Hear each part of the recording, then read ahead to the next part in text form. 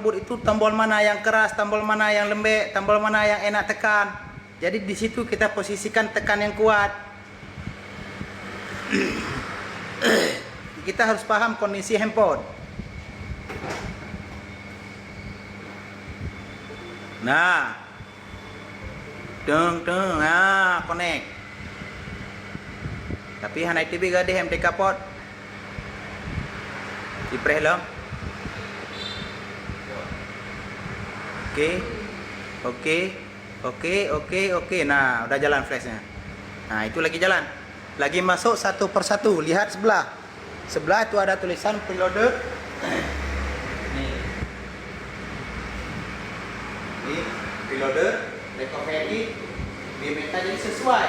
Yang sebelah sini file yang akan dimasukkan. Jadi satu persatu dinamakan sebelah ini. Kalau udah done, ini selesai masuk. Nanti kalau ada keluar satu file, apa yang file? Kita tahu apa yang file.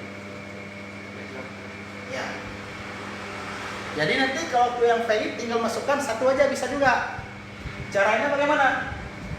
Contoh ini dipindahkan semua, sisakan satu. Ya, yang masuk. Jadi kita nggak perlu lagi semua.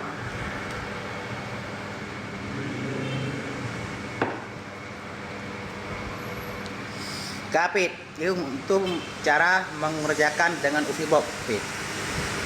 Nah, pokoknya kalau cuma menonton melihat bolehnya.